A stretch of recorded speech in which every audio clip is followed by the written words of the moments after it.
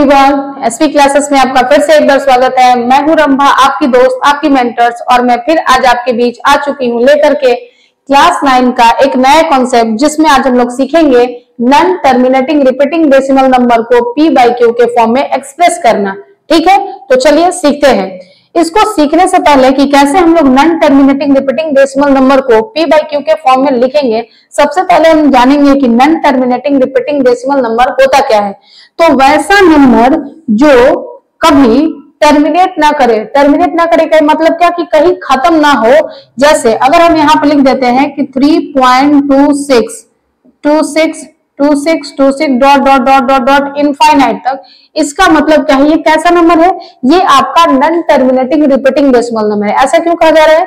आप देख रहे हैं कि ये नंबर, ये जो है, ये डॉट डॉट डॉट करते यानी कि बहुत दूर इनफाइनाइट तक चलते जा रहे हैं, लेकिन क्योंकि ये कभी टर्मिनेट करने वाला नहीं है, ये कहीं खत्म नहीं होगा, ये चलते ही चला जाएगा, इसीलिए इसको हम लोग क्या बोल रहे हैं? Non terminating.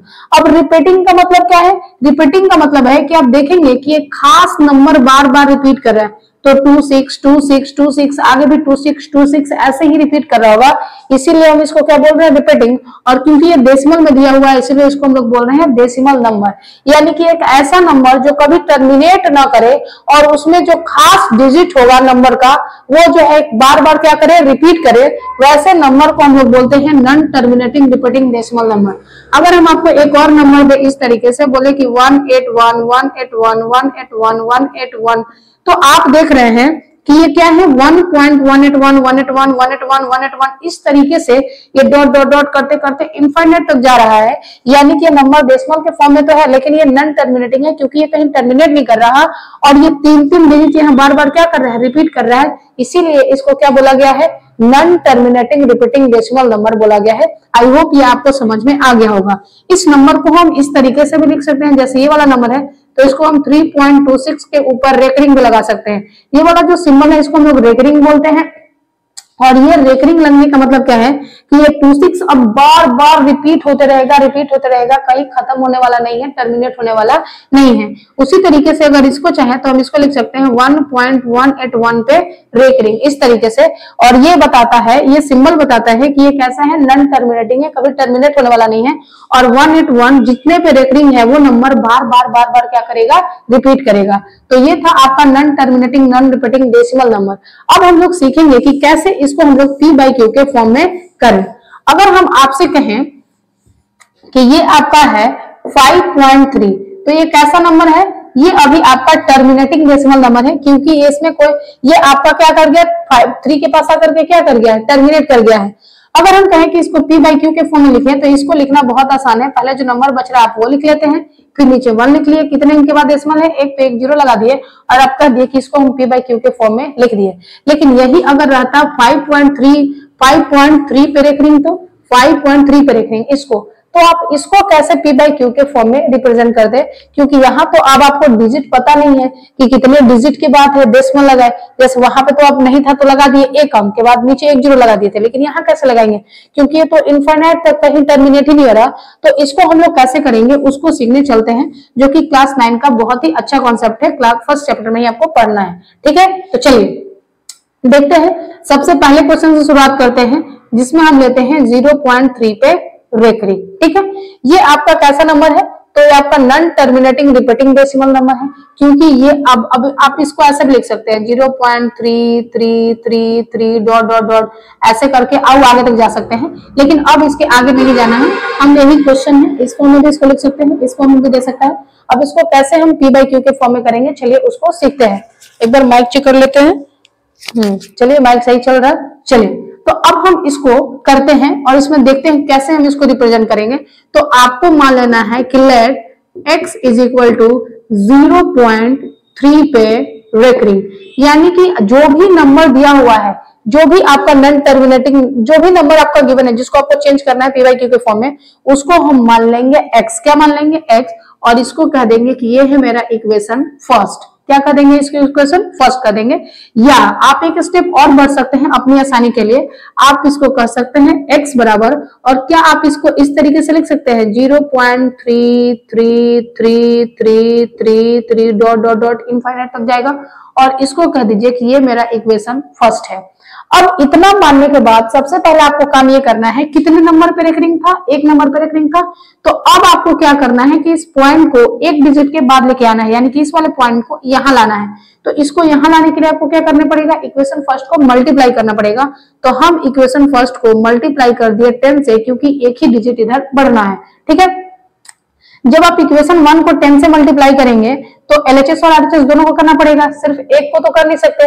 तो जब आप 10 को x से मल्टीप्लाई करेंगे तो आपको मिल जाएगा 10x बराबर, और जब आप इसको मल्टीप्लाई करेंगे, किसको, इसको मल्टीप्लाई करेंगे, तो ये आपको क्या मिल जाने वाला है, तो ये आपको मिल जाएगा 3 पॉइंट, अब ये तो पॉइंट यहाँ आ जाएगा ना, तो अब ये हो जाएगा 3.33333 dot dot dot dot infinite तक, और इसको हम मान लेते हैं इक्वेशन 2।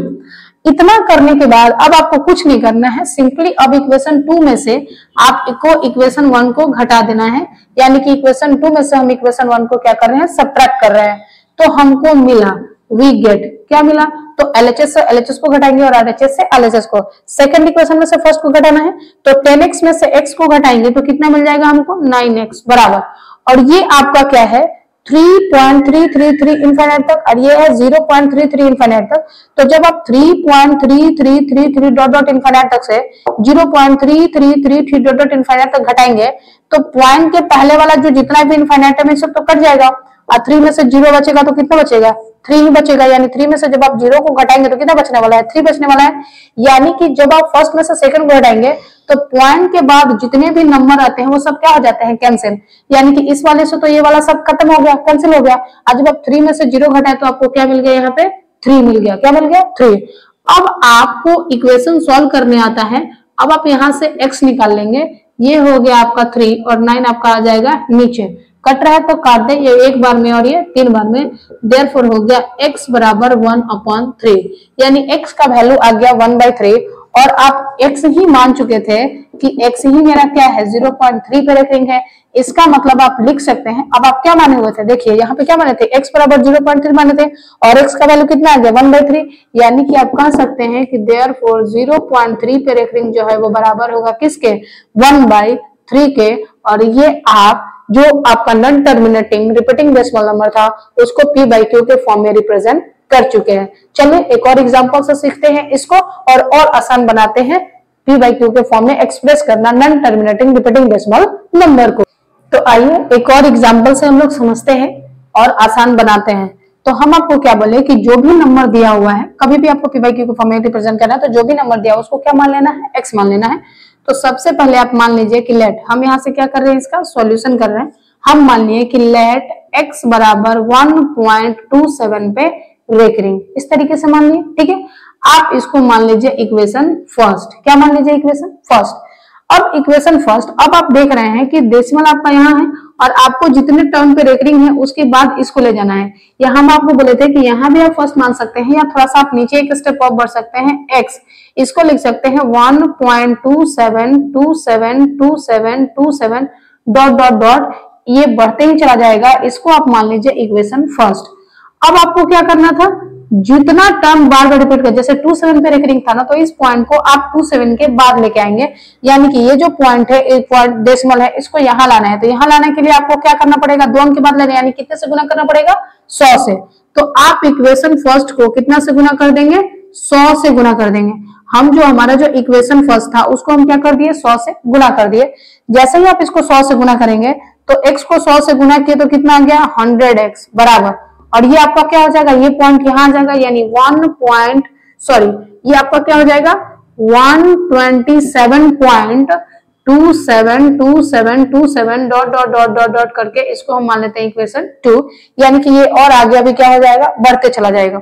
अब इतना करने के बाद आपको क्या करना है कि सेकेंड इक्वेशन में से फर्स्ट इक्वेशन को घटा देना है। क्या करना है, घटा देना है। तो हम अभी क्या करेंगे, सेकेंड में से फर्स्ट इक्वेशन को घटाएंगे तो हमको कुछ मिलेगा, वी गेट। सेकेंड में से फर्स्ट को घटा रहे तो वी गेट हमको मिल रहा है क्या, सेकेंड आपका ये है, फर्स्ट ये घटाना है, तो 100x में से x को घटाएंगे तो आपको क्या मिलने वाला है, 99x मिलने वाला है, ठीक है। और इसमें से 127 क्या है आपका, 127.2727 डॉट डॉट डॉट, ये आपका 1.2727 डॉट डॉट डॉट है, ये फर्स्ट वाला। तो पॉइंट के पहले वाले तो सारे नंबर कैंसिल हो जाते हैं, और अब पॉइंट के बाद वाले क्या बच गए, तो 7 में से 1 गया तो कितना बच गया 6, 2 1, यानी कितना बच गया 126, यानी कि 127 में से 1 घटा तो कितना बच गया 126। अब पॉइंट के बाद वाले तो सारे नंबर क्या हो जाते हैं, कैंसिल हो जाते हैं, घट जाते हैं। तो यहाँ से आपको मिल गया कि 99 x बराबर 126। अब यहाँ से आप निकालेंगे x बराबर 126 बटा 99।